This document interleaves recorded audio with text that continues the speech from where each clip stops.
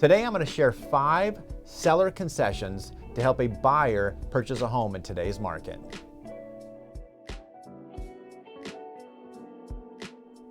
Hey, it's Eric Hatcher with Century 21 coming from the beautiful Sierra foothills, and today we're going to be sharing with you 5 seller concessions. A seller concession is a negotiated item that we're negotiating, where it could be physical, whether it could be a repair, it could be a credit of some sort to be able to help the buyer be able to have a more affordable house payment, and also to be able to get some things done to the house before they move into it so they can have a comfortable, warm house and a great house payment at the same time. Number 1 is the old-fashioned way of just a price reduction. So if you see a house that's been on the market a long time, they may be willing to negotiate a little bit more to be able to get to the price where you need. They're able to help save you some money and bring in less money, so you can actually then have some extra money for the projects that you may have around the house. Number 2 is one of my very favorites, and that is a seller rate buy down. This is an opportunity for you to come in and negotiate with the seller to be able to ask the seller to give the buyer a credit for specifically buying down their rate.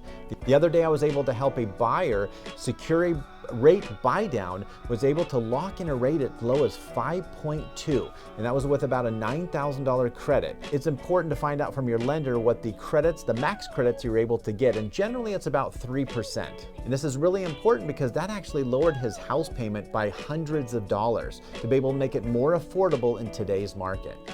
Number 3 is getting the seller to help a buyer with a seller credit on their closing costs. We've been doing this for quite some time, but now we're actually bringing and getting the seller to help with the closing costs and the rate buy down. So these are things that you can do with doing your non-recurring and recurring closing costs. So what does that mean? That actually means things like your title escrow, maybe your home warranty, some of your taxes and insurance, to be able to buy that down. If you live in an HOA development, we're able to actually sometimes get the seller to pay the buyer 1 year's worth of HOA fees as well. Number 4 is repairs. And I know it depends what type of loan that you have, whether it's VA or FHA, and those are a little bit stringent on what the appraiser and then the lender might call out, but getting the seller to actually do some of these repairs. So you can actually find bids from contractors, go into the seller after you're in contract and say, hey, look, we have this many bids, this much money that needs to be goes to these repairs, and negotiate with them on top of some of the other concessions, where the seller then can pay a contractor at the time of close a bill that goes through him and passes through, or then the buyer to utilize that contractor to be able to fix those repairs.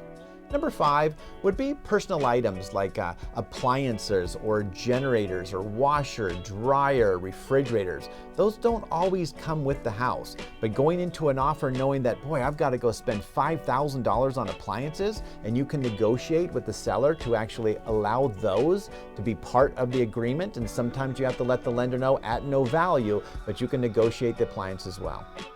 So I hope you enjoyed those 5. Those 5 can actually be used one at a time or all of them together. I actually have a buyer right now that we're using 4 of those 5 in one transaction. So it's really important to find the real estate agent that is experienced enough to be able to bring all that to the table, to be able to help you, the buyer, get the best price with the best credits possible, to be able to have a payment that you are comfortable with. If you have any additional questions, feel free to reach out to me. Be happy to help, and please subscribe to my channel. Take care.